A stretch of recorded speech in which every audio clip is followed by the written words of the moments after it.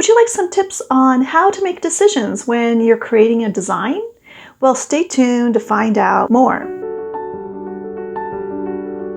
Hi everyone, it's Carol from Discover Interior Design, and I'm so glad you're here. In this video, we're going to be talking about how to make decisions when we're designing a room or even your house.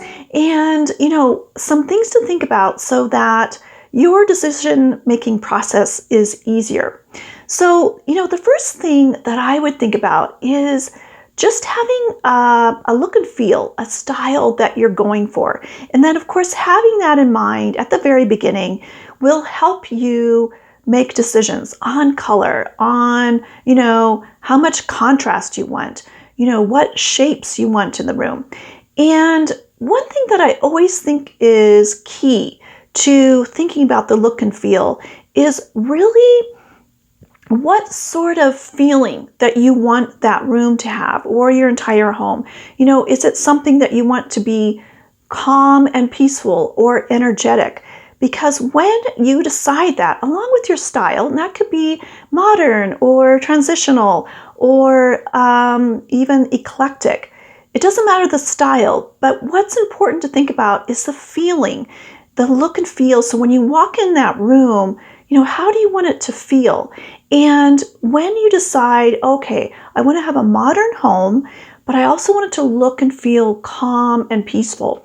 When you decide those things, that's going to help you, select materials or select the type of bedding that you want. It'll help you in that decision-making process because you have that look and feel in mind.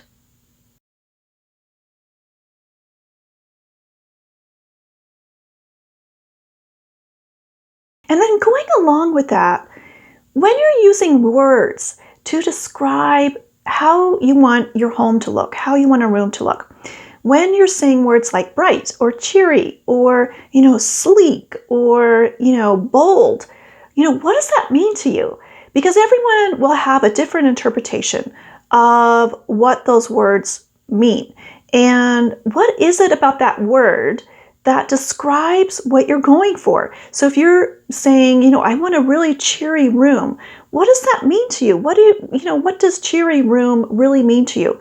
And when you're, just thinking of the meaning that you have for that word, that will help you make decisions on materials and colors and anything else that goes into the design of a room. And then the third thing that you can keep in mind is being flexible along the way when you're making decisions. It's like making decisions with anything else in life. We gather more information and that may change our decisions a little bit. So, being open and flexible to changing or pivoting a little bit. And that's part of the process. And, the cool thing about interior design is that there isn't just one way to go. There are many different options and many different directions to take.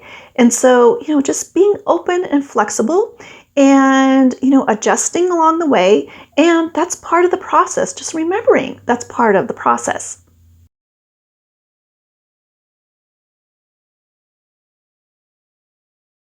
And then one last thing I think is kind of fun to do. If you're getting stuck in making a decision or, having a challenge in, creating a whole concept, creating a whole look for a room or for your home, step back and imagine that you are giving advice to someone else. Because that way, it's easier to step back. It's easier to be objective. And decisions sometimes are quicker that way.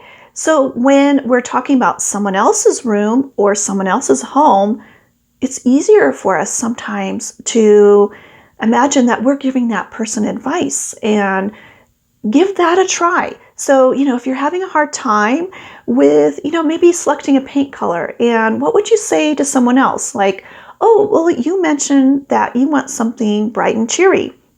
Well, maybe you need to choose a lighter and brighter color, or maybe even a different color, because that will go with that bright and cheery look that you're going for. And If you just step back, like, okay, you already made the decision for yourself, so, use that, as a tool when you are, making decisions for your home. So what are some things just to keep in mind when you're making decisions for the design of a room or your entire home? Well, just keep in mind the look and feel that you're going for, and pay attention to the words that you use and understand what is the meaning behind those words so that you know exactly what it is that you want. And be flexible, and then, step outside and think of your home or your room as someone else's project. And it might be easier to make those decisions if you're kind of imagining that you're making them for someone else. So let me know what you think about when you're making decisions, whether it's selecting paint colors or selecting which direction you're going to put the tile on the wall, and what you think of when you're making design decisions. And share your design ideas and your suggestions in the comments. And I want to thank you so much for watching, and please like and subscribe, and I look forward to seeing you next time. Take care.